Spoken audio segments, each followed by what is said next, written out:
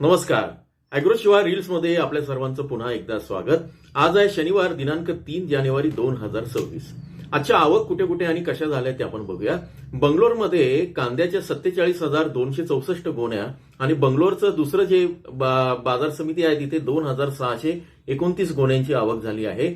इंदोरमध्ये उन्हाळी कांद्याची आवक आता घटताना दिसते. तिथे उन्हाळी कांद्याची केवळ 13 ते 14 हजार कट्टे आणि नवीन कांद्याची आवक मात्र तिथं वाढलेली आहे.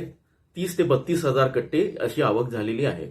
आता दिल्लीच्या आझादपूरमध्ये अलवरकडनं साधारण 9,547 कट्टे आलेले आहे. नाशिकमधनं 12, पुण्याच्या 22, मध्य प्रदेशच्या 19, राजस्थानच्या साधारणपणे 4 आणि महुवा नाफेड काही दिसत नाही ते 0 अशा गाड्यांची आवक आहे. एकूण हल्द्वानी जी मंडी आहे तिथे नाशिकपासून इंदोरच्या कांद्याचे बाजारभाव जर घेतले तर सरासरी 2200 पासून 2800 रुपयापर्यंत सुरू आहे. मुंबई बाजारामध्ये कांद्याच्या 121 गाड्यांची आवक झाली आहे सकाळी. लासलगाव बाजार समितीमध्ये 526 गाड्या लाल कांद्याच्या आल्या आहे. उन्हाळी कांद्याच्या मात्र नाहीये.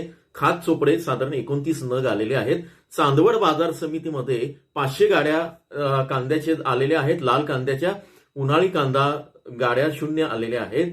लवकरच येणाऱ्या काळामध्ये कांद्याचे बाजारभाव कसे राहतील आणि बांगलादेशच्या निर्यातीतला आज किती गाड्या गेल्या त्या संदर्भात आपण वेळोवेळी माहिती घेऊ. संध्याकाळच्या सत्रात पुन्हा भेटूया. जोडून राहा. नमस्कार.